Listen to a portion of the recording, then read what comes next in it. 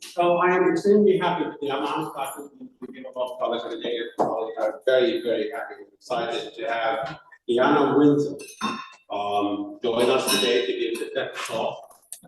And Kiana actually has 19 years of experience researching, planning, and executing design projects in metropolitan Detroit. In her current role, Kiana is co-executive director of Design for Detroit, a nonprofit economic development organization housed within the College of Creative Studies. She also serves as director of Detroit Month of Design, trains in design, and manages other key design for public programs. Kiana has an undergraduate degree in interior design from Eastern Michigan University, right? In 2004. And a graduate degree in technical writing and professional communication from Florida State. She was born and raised in Detroit. Please help me welcome. Yeah.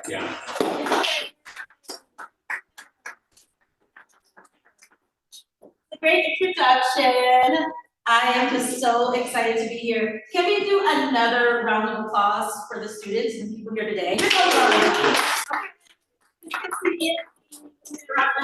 little bit. So, my name is Kiana Wenzell, and I am a co-executive director of Design for Detroit, which is a nonprofit organization, and we are champions of Detroit design. Our mission is to continue to establish Detroit as a globally recognized and valued creative capital, and we do that by supporting design-driven businesses. So the title of my talk today is The Power of Design, because the design core, I believe that creativity is at the core of everything that we do. So I think that I have to remote some of the slides if you want me to do that. Okay, great, I have my handy dandy note here. So through the work at Design Core and our mission of supporting design-driven businesses, help to increase the value of design for community. I've been able to work with lots of brands like Gucci, Foot Locker, Kickstarter, Miller Knoll. This summer I'm working with Bedrock, but I didn't always start here. You know, it's a journey. So in my talk today, I'm going to tell you a little bit about my upbringing. You know, when we were just talking about being in junior high in 6th grade and how that influences your college decisions and your interests. Then I'm going to talk about my college years and my time at EMU in the early 2000s. And then I'll talk a little bit about navigating the industry and then finding myself where I am now in this, wonderful position of director of the Detroit Month of Design, an annual festival, and co-executive director of Design Core. So just a little bit Design Core mission. You know, there are a lot of creative cities in the world, so it's very important to differentiate why designers from southeastern Michigan have unique talent and ability. Design Core, we envision a future where everyone can embrace creativity as a tool to live a prosperous and healthy life. And that's no matter who you are. You know, from a young age all the way to senior citizenship, creativity and design as a problem solver for positively impacting your neighborhood or impacting your bottom line as a business owner. Our values are diverse experiences. So we really value bringing different perspectives to the table, accessibility, and collaboration. So a little bit about myself. Beyond just being a nonprofit exec, I'm a mom, so it's a big joint family. My daughter is going to be 6 years old in May. So this picture is about 2 or 3 years old. We took it in front of the Detroit Institute of Arts. And with my husband, we'll be married 7 years in July. So I'm a sister, I'm a mom, I'm a wife, I'm a human being. You know, you have to be able to humanize. So I love to show pictures of my family to let people know. So the agenda, the beginnings, college years, post-graduation, and finding myself. And I want this to be interactive. So if I say something that resonates with you, or you have a question along the way, I'll pause. And please let me know. I love feedback. This picture on the right is from a 2022 partnership Then I had with Gucci Changemakers, where we did a program called Design in the City, where we paired 10 local designers with retailers, and the designers did in-store installations. They received a stipend of $1,000 to do an in-store installation in a business in Detroit, and the retailer got $1,000 to do like an in-store activation during the Detroit Month of Design. So this is showcasing the work of Naneka Jackson. She's a jewelry designer, and she also has headdresses. So she did that really cool fanned out piece, the necklaces and the crowns on these models. She's a wonderful Detroit designer. So the beginning, you know, I'm a first generation Midwesterner. My dad is from Mississippi, believe it or not, and he moved to Michigan to try to get a job at the Big Three. You know, he was born in the 1950s. If you know anything about the Great Migration, it's when over 6 million African Americans migrated from the South to the North in search of better opportunities. And so my dad was a part of the Great Migration in the 1950s, late 60s. He moved, he fought in the Vietnam War, and then when he came back, he got a job at Ford Motor Company, a design-driven business. My mom was born in Florida, and her father wanted to move to either Chicago or Detroit to try to get a job at the Big Three was like all the these back in the day. They still are, you know, but he ended up getting a job in construction because there was a lot of building in Detroit at that time. So my mom came to Detroit. She ended up becoming a Detroit public school teacher.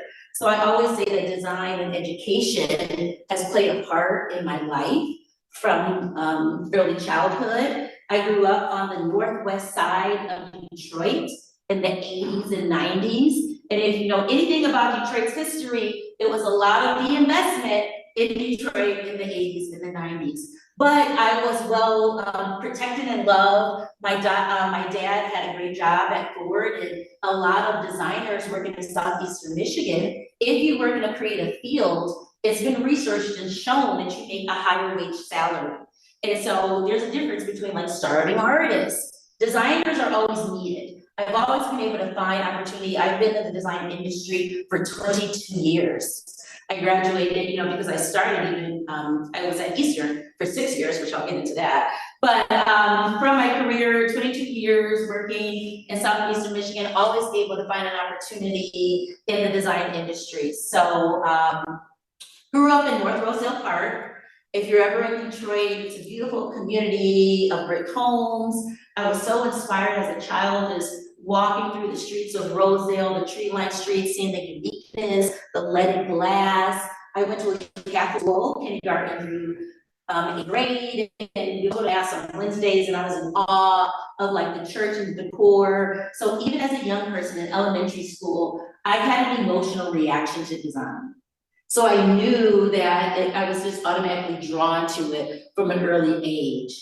When it was time to go to high school, my parents said, we're not paying for you to go to a Catholic high school because we need to save for college. So we're gonna send you to a Detroit public school. And let me tell you that I was slightly terrified. Actually, I was like really terrified because I just heard all these things. I was at a small Catholic school, and then you're telling me now you're sending me to a public school. I really wanted to go to like Mercy or this school called Jesu, and they were like, no, we're saving money. So, but my other options were to take a test and get into either Cass, Renaissance, or King, which are like the big college prep schools. I don't know if it's any Cass Tech or anybody in here knows someone from Cass Tech or King, but people are always like, Cass Tech, second to none. So Cass Tech players are really big in like football, academically, and selling. So I took the test, and I remember when I was there, the facilitator of the test, they set us at a table, and there was like 4 people at my table. They were like, only one of you are gonna get into the school of your choice. I was like, I'm getting, you know, like, I wanna get into Cass Tech or anything, and I got into Cass Tech, which was great, because that was a milestone moment in my career, because at Cass Tech, you got to choose a curriculum. So I went into the school, and they were like, what do you wanna be when you grow up? We had language, you could learn Japanese. They had biology, do you want to become a biologist? Then they said, we have architecture. It's like, oh my God. I want to be an architect, sign me up. You know, I was 14 years old and someone was asking me, do you want to go study architecture? And I said, yes, that sounds cool. And nobody told me that it wasn't possible. So at 14 years old, I started taking drafting classes, and that's when I met my first female architect, and my first Black architect. When I was in high school between 14 and 17, because I was 17 years old when I graduated. My birthday's in September, so I was always kind of like early but late. I like it, because then I'd rather be 17 than 18, and getting a head start. So that's when I met my first Black architect and my first female architect. I was really introduced to early AutoCAD. I remember doing the Dymaxium house out of paper, like rolling newspaper, doing that, early drawing and perspective while I was in high school. So I really feel like that gave me an advantage. At the same time, my school was located in downtown Detroit at the time in the 90s. So it wasn't like all of the construction and built up renaissance that you see now. And I think that really impacted me as a young person because I was being creative and making change in the classroom, but not really seeing that reflected outside. When it came time to make a college decision, I looked around a lot. I remember going on a historically Black college tour. I applied to some out-of-state colleges, but my sister was enrolled at Eastern Michigan University at the time. So I would come up for like siblings day and go to some games. And when I came to the campus, it just really felt welcoming. You know, it wasn't low enrollment, it wasn't too crowded, it wasn't too overwhelmed. It was far away from home, that I didn't have to stay at home. It was affordable. When I started, I had like sticker shock, you know, looking at some of the costs of these colleges, and I felt like EMU was a great decision for me. So I enrolled and I lived in Putnam for my first year. I don't know if Putnam still is this, I heard of this like get torn down, but so I was Putnam. So I did that, and then I started getting involved in like all campus activities. So I don't know if we have freshmen here, seniors here, a range of different levels, but I encourage everyone to try to be involved as much as possible, because that's how you build your social network. You know, right now in my current role, I do a lot of business coaching, and I noticed that some designers, they may be very talented, but they're either missing two things that's holding them back. Either they don't have like the social connections and the business connections to help lead them to the next opportunity, or they don't have the business acumen or interpersonal communication skills to communicate their ideas to an audience or to a client so that you can sell it. Because I always say that there's no shortage of ideas in the world. Everyone has an idea. Ideas are in it, you're never gonna run out. But if you can't communicate that idea verbally or in writing or using words and pictures to sell that to a funder or sell it to a client, then it's just a great idea. So in addition to being a great designer, you have to think about what are your speaking skills, your presentation skills. Maybe sometimes you have to verbally sell your idea. Sometimes you have to sell your idea in writing. And so if you're not good at writing, you can contract somebody. You know, speaking is something that I work on over time, because people are like, well, what are your thoughts, or why did you make that decision? And you have to be able to back it up. So at Eastern, I got involved in student government. So I was like called president. I started meeting people, and then I heard that if you became a resident advisor, they would pay your room and board. So this is my college years. I'm at Eastern, I'm living in Putnam. My parents are like, okay, we're gonna pay this much, you gotta pay the rest. And then I'm like, okay, they're like sign papers for a student loan. I'm like, oh my God, I have anxiety. Instead of taking 18 credits, I took 12 credits because it made it more affordable for me on like a per semester basis. So that's always an option. So then my parents were paying some, I was paying the rest with like student loans. Then I ended up getting like a job on campus, and it was like, oh, if you become an RA, they'll pay your room and board. I was like, well, sign me up, because I'm here and I'm not leaving until I graduate, and I need someone help because I don't want to have a lot of student loan debt. That's a real thing. You know, there's a student loan crisis in America. And then people are wondering, is the investment worth it post graduation of $1,000? So I was taking 12 credits. I interviewed to become an RA, and I became an RA. And then I was able to help students build my social network, pay my room and board. It really dropped. I only had to pay for my classes. at that time. And then I ended up working also for University Apartments. Towards the end of my career. So just use your, use the college as a resource for other opportunities. In graduate school, I was teaching to help cover some of my classes in graduate school. And I also took one class at a time once I graduated, because I said, well, I'm gonna need this knowledge always. Why rush in graduate school and try to like work a full-time job, go to school full-time? So I was able to really dedicate to each class and do that. Then I graduated 2004, finally, 6 years later, I'm here, boom, I'm in the industry. I was doing residential design, various places, you know, some residential design places were like commission-based. And they're like, well, the more you sell, the more money you make. I didn't really like that because that's not, I had to find out who I was as a designer and my own design philosophy, like kind of embarking is what I would call it, after leaving the academic world. I said, well, commission-based sales is not for me because I'm not able to sit with my client and really listen to their needs. I'm too focused on them purchasing something so I can make more money, you know? So I would rather find a job where I can just really be dedicated, intentional with my design decisions, so I also be able to pay my bills. So that was a lot of my early career, like 2005, 2006. This photo is from the first Detroit Design Festival that was held in 2011. So that's the Kiana from 2011. I'm navigating the industry. I'm living in downtown Detroit, because once I graduated and I made the decision to stay in the state of Michigan, I said, well, I have to live downtown because that's what designers do, right? Like, live downtown. So I was like, I'm not in downtown New York, I'm gonna be in downtown Detroit. And let me tell you one thing, I lived in a Mies Van der Rohe apartment for like $550 in the early 2000s.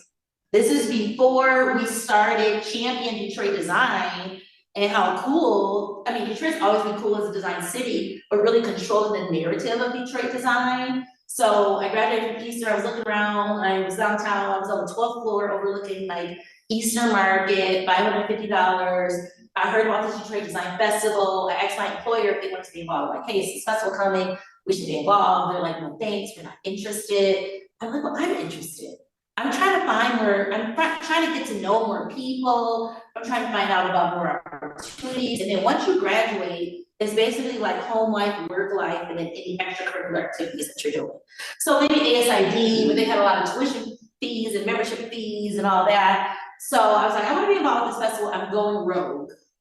Okay. And it's okay to go rogue. I see a lot of designers going rogue for projects. They work in a firm.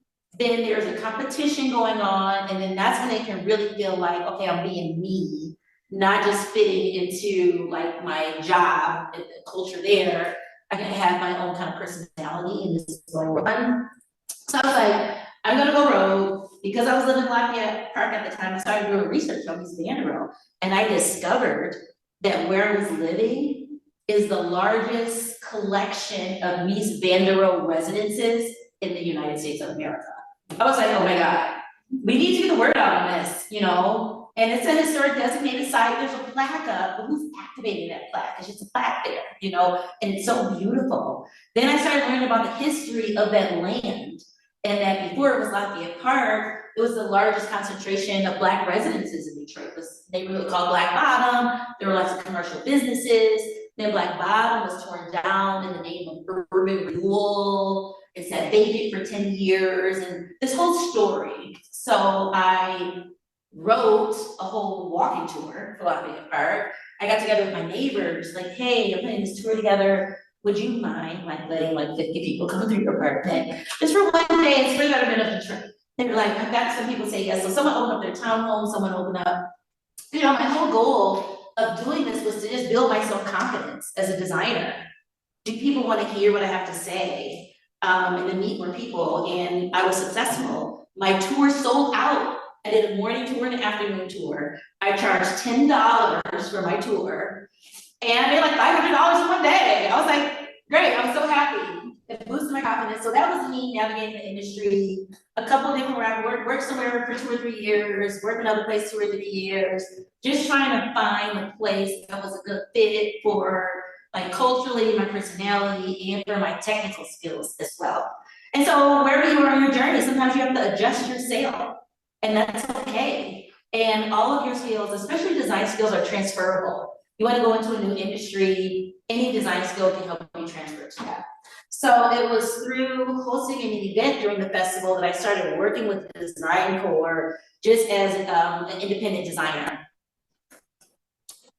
And then in 2015, I heard that Design Corps that produces it was then the Detroit Design Festival in 2018 and evolved into the Detroit Month of Design. And so I heard that Design Corps was hiring.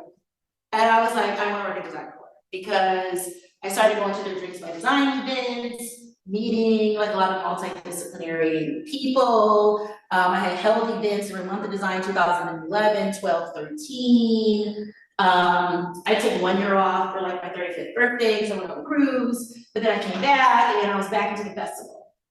So I heard that they were hiring. I said, that's the job for me, I'm gonna interview for it. You know, I kind of had like some thoughts like, there's probably a lot of people interviewing for that job. You know, but you have to lean in. You have to lean in at every opportunity. And I've been really reflecting a lot on the Langston Hughes poem, his Carlin poem, What Happens to a Dreamed Bird. I had it in this slide, I thought it was too long, so I didn't really think. But look it up after, it's like, what happens to a dreamed bird? Does it sour over, like the sour is sweet, or crust and run over? Does it become bitter and sour? And things like that. So a lot of times we're like, oh, I have a dream of graduating, I have a dream of getting this great job, blah, blah, blah, we have all these dreams. But what happens when that dream comes to fruition? And you're like, okay, oh my God, I graduated, it came true. What's the responsibility in that? What's the accountability in that? You have to be able to lean into that. And so I was like, there's probably gonna be a lot of people going for this job. I got the job. And I was like, great, I'm happy. I'm about to make this Drinks by Design program the best program ever. Because that's what I did, you know. Then I put my all into it, I grew the program. In 2019, I became director of Detroit Month of Design. So it was my first year, I was learning the ropes. You know, I was excited, terrified at the same time. So I did 2019, I said, you know what, 2020 is gonna be my breakout year. 2020 is my breakout year, you know, because in 2019, I was new in this role, you know, kind of finding the way, but it was also our 10th anniversary of the festival. So we're doing all this strategic planning, oh yeah. Then like the day before Drinks by Design, they're like, we're shutting down your Drinks by Design. There's a health thing going on. Call, people are happy. But you know what? Designers don't conform to the situation. This is the power of design. The world is always changing, but who helps us react to that change? Designers do. You know, we're not driving the cars from the 1910s. We're not wearing clothes from the 1880s. You know, we're not using computers from the 1990s. And so when disruptions happen in the world, I saw it when I was at Eastern, 9/11 happened. And then designers went to work, helping make people safe. Sometimes it was detectors, sometimes it was cybersecurity stuff, sometimes it's more drones flying over, you know. And during the pandemic, designers went to work, people started making masks, people started, you know, well, I can help you redo your interior so you can fit the limit, you know, or I can, oh, you weren't online before, you're closing your brick and mortar, now you need to transfer online and start selling orders, you need a user experience designer, you need a web developer now. You know, so as the world is changing, who's helping us adapt and react to those things? That's all design. And that's the power of design. And so through Design Corps, I really built up the festival. This is a picture. I curated an exhibition with Gucci last year at the Museum of Contemporary Arts Detroit. That was really a crowning moment for me of my career to work with this like huge luxury brand. So it's possible, but when they said, Kiana, we want to work with you, I had to lean into that. You know, I had to say, like, I had some late nights added on top, you know, but the beauty in that is I worked with them in 2020. Then they came back and wanted to work with me last year for this exhibition called Building a Lasting Impact. at MoCAD, and I showcased the work of 25 designers, and 16 of them were from Southeastern Michigan. So I really feel like my role in Design Core fits my personality because I'm a catalyst. So this kind of leads me into where I am now. I've been at Design Core for 7 years, and there are 3 departments within our organization that help to support design-driven businesses in Southeastern Michigan. And that's super important because when we talk about economics, design is like the 3rd largest industry for the state of Michigan. And so we want Michigan to be a great place in a top 10 state out of all the 51 states in the US, 51. Then what do we want to do? We want to retain the design talent here. We want to make sure that they're finding customers that they can grow and that they can scale. And so we support them through, this is just a little bit about a tagline, Champions of Detroit Design is our logo, strengthen and attract design businesses to our region, increase the market demand for design services. So do buyers, it's a lot of buyer education out there. When you start to talk to a buyer about design services, and I'm not just always talking about a product like a chair, people think. People buy services and systems. Like, what does it mean to like buy a system or design a system after like buy it, you know? So helping business owners see the value in hiring a designer for whatever they need, and then telling Detroit's design story locally and globally. UNESCO, the City of Design, so Detroit, in 2015, the United Nations Educational, Scientific, and Cultural Organization, UNESCO is the acronym, designated the city of Detroit as the first and only UNESCO city of design in the United States of America. So out of all the cities in, you know, the US, this is a global recognition, and we have joined 42 other cities around the world that are dedicated to sustainable and equitable development, sharing best practices, putting creativity in the forefront of your urban development and economic development plans. So huge designation and honor. It's a way to put Detroit designers in front of a global platform stage. So here are some of the other cities. This map is a little outdated because they've added some cities before, since this was created. But in North America, it's only Detroit and Montreal. So since we received the designation in 2015, we've sent designers to Saint-Étienne in France.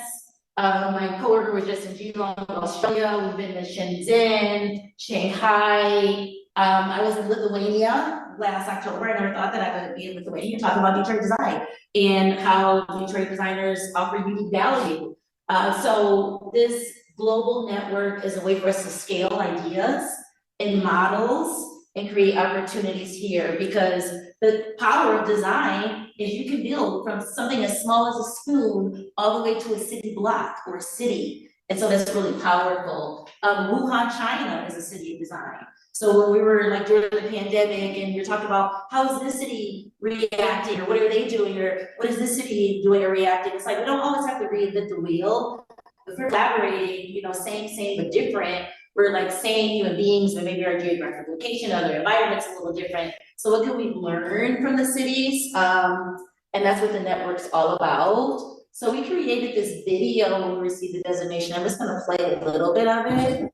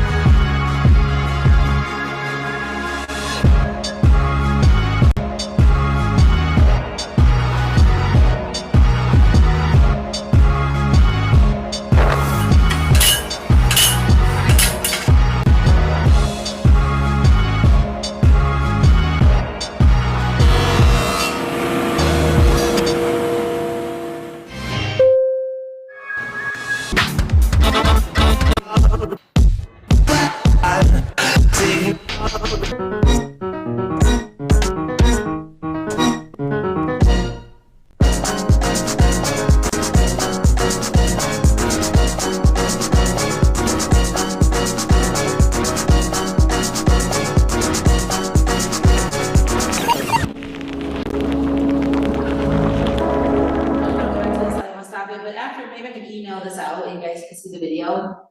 So one of the reasons Detroit was designated as a UNESCO city is our southeastern Michigan has one of the highest concentration of industrial designers in the US. When you think about Michigan modernism and how our region ushered in a lot of furniture and with Herman Miller and a lot of things coming out with office furniture, the cubicle was basically discovered.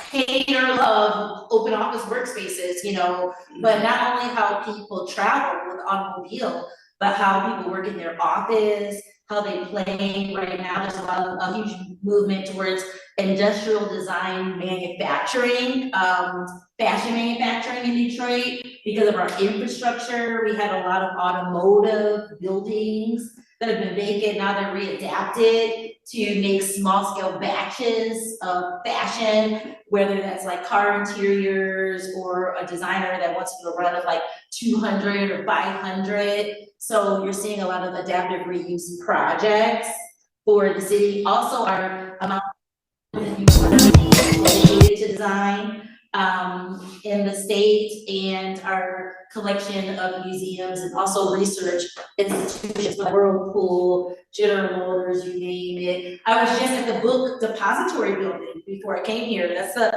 Michigan train station. It's gonna be like mobility technology. I felt like I was in Silicon Valley. Like the building is so beautiful. It's gonna be this huge tech boom. There's a project that was funded through the federal government called Global Epicenter of Mobility, which is a 4-year contract through Build Back Better that's under right now through the Detroit Regional Partnership. So next time you're in Detroit, make sure you visit Corktown and see what's going on at Michigan Central. It's gonna be the Global Epicenter for Technology and Mobility, and then also the book depository building, which is operated by a company called New Lab. They're for mobility startups, so they're about supporting mobility and tech startups, and you can do a lot of prototyping. I toured Hill Hall. It's like still, but like a lot bigger, and you can kind of go between both spaces because it only took me like 35 minutes to get here today. So let's think about campuses and like the world in a global campus, you know, experiential learning. So the call to action for inclusive design for the City of Design was a focus on inclusive design, looking at how we design and who gets to design. Because we found that Detroit's so creative, but at the same time, we had high vacancy. I'm just doing a time check here. Okay, 5:33. Any questions or comments? I get so excited about it. Okay, good. I'm gonna continue on. So we got this designation. It didn't come with a lump sum of money. It wasn't like, oh, you got to designate as UNESCO City of Design, and here's $1 million, you know. It came with leveraging our connections and our social capital and building partnerships with the other 42 cities. But then what was our call to action for the hyper-local community? So we spent over a year and a half talking to over 1,000 stakeholders, hosting a design summit. We did lots of case studies. And what came out of that was a focus on inclusive design. Looking at how we design, looking at the design process. Are we working hand in hand with residents, business owners, and government for our design projects, or are we designing in a silo? You know, and if we make our design process more open, or at least be open to hearing different experiences, then we could have outcomes that are more sustainable and equitable. So in maybe the follow-up email, I'll put our Detroit City Design Action Plan, which talks all about how we got to the conclusion of inclusive design and what are our steps for moving forward. One of the steps is that we developed an inclusive design training program, because some people are like, I want to learn how to work better with community, to work more collaboratively. So this training program is like a continuing ed program to help give people the tools to embark on their own journey to learn how to work with community better in their design projects. We also created the City of Design Challenge, which is where interdisciplinary teams come together to explore issues in their neighborhoods. So the one for 2023 is focused on what ideas do teams have to help our communities and neighborhoods be more resilient in times of crisis, ideas for products, services, or systems. So we'll select 6 teams they'll go through the inclusive design training program, and then we're working with community advisors.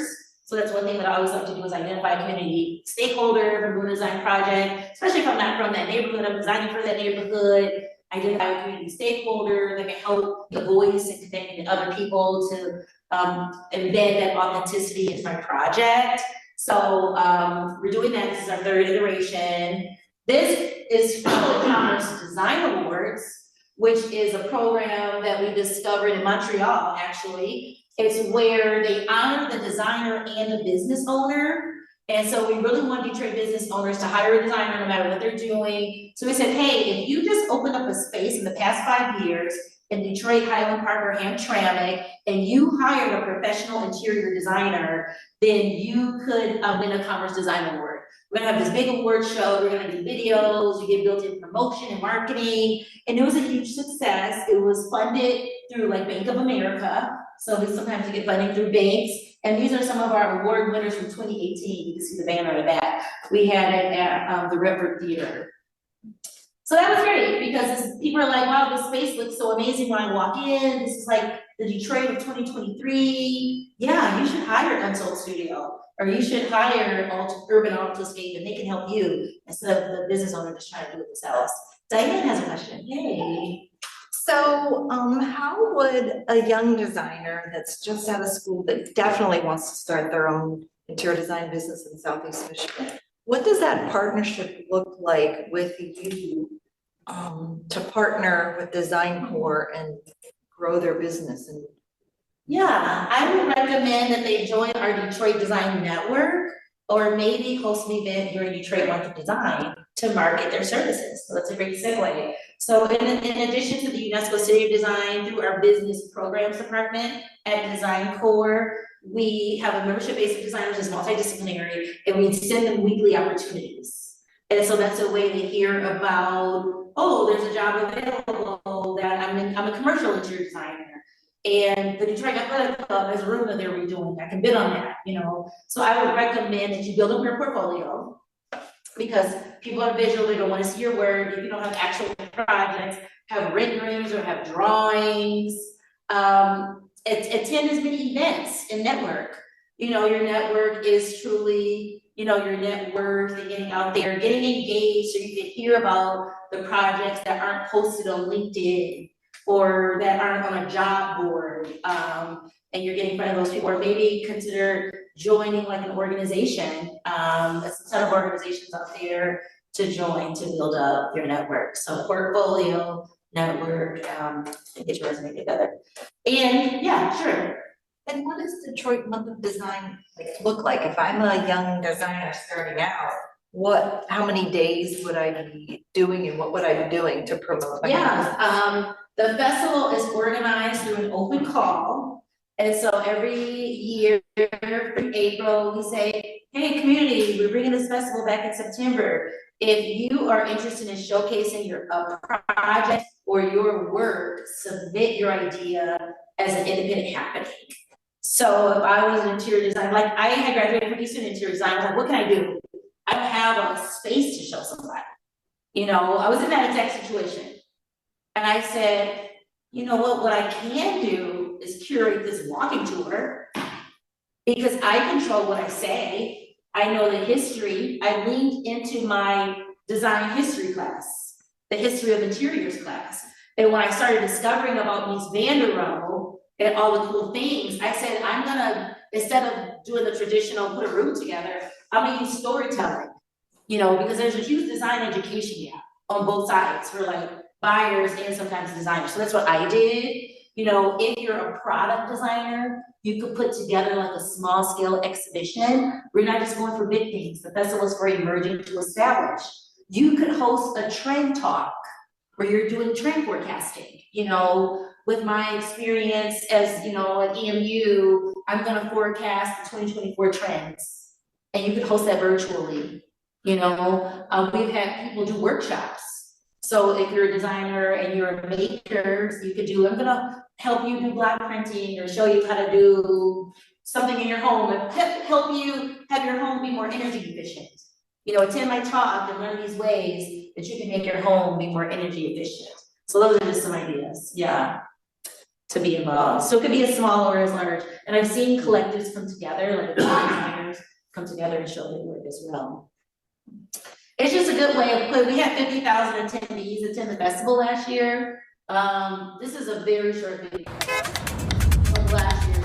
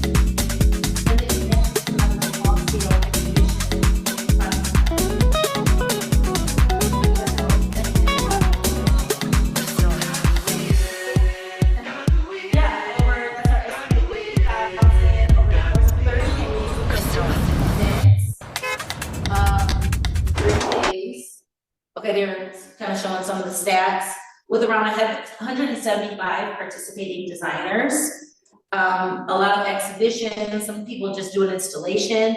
You could do a window installation. EMU a couple of years ago had an exhibition in their gallery, art and science, for design and science was the theme for it. So I thought that was very interesting. And a lot of the events happen in the city, but with strategic partners, we're always open to having off-campus events. So like we've partnered with the Henry Ford, always does something every year. We've done something with the Arab American Museum, Stamp School, we've done things. So if there's something going on here on campus, then let me know. So with 10 minutes left, and I want to leave some room for questions. Any other questions? Okay, great. So what, do you want to continue or do you want to stop here and ask questions? I'm gonna go through these pictures. Okay. And then the last slide, these are just from the design images here. That's the Detroit Design Network. So if you're an entrepreneur, our basic level is $60 a year. We have membership events where you get to meet other designers. It's great because sometimes people team up to go after projects. And then we always make room for network members at the festival and then our other programming events throughout the year. I can put that in a follow-up email. Those are some of our education guides, like for buyers. And then looking ahead, this September, if you're not doing an event this year, you can attend this year and then hopefully host an event next year. And then I talk about our challenge, so that's Q&A, and I'll leave it with this screen with our team. So thank you so much. Yeah.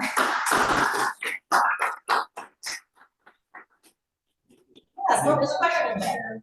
Screen again, sorry. Sure, yeah.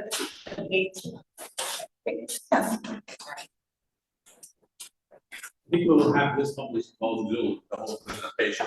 Okay, awesome. Great. On I think on our website. So you can make sure you follow us at Design Core DET to stay updated. We also have a newsletter.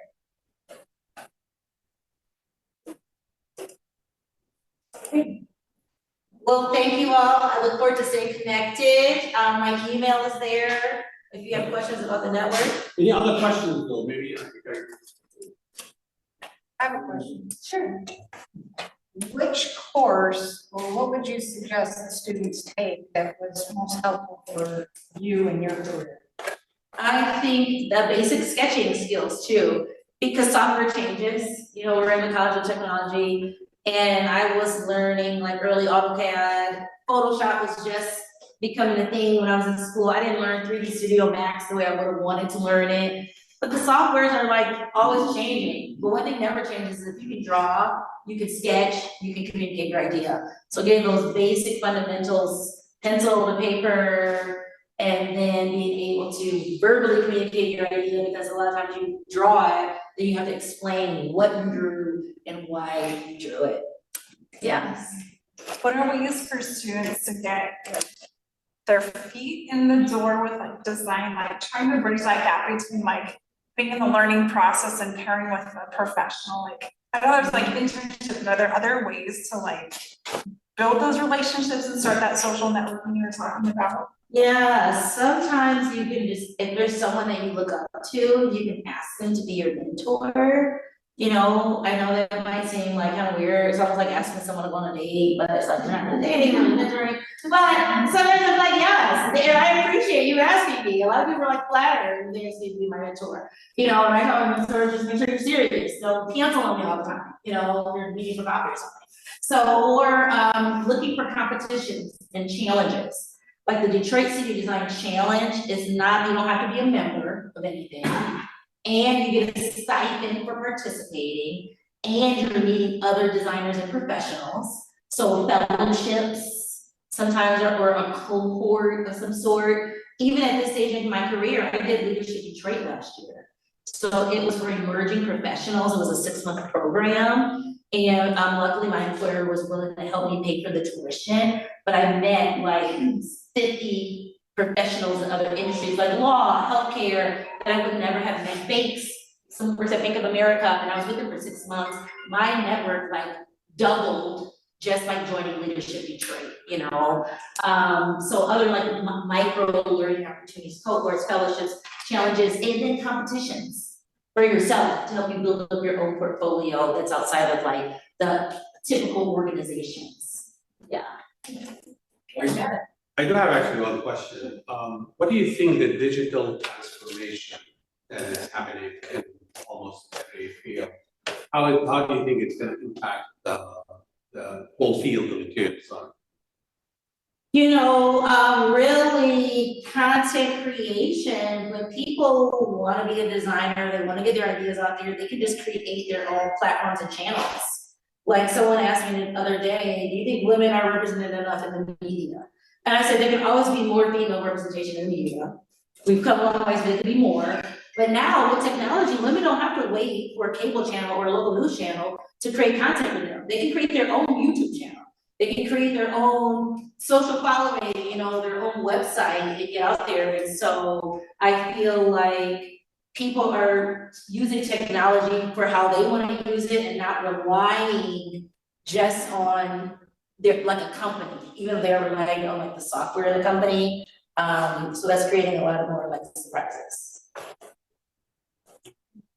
Any questions, comments? Awesome. I look forward to staying in touch.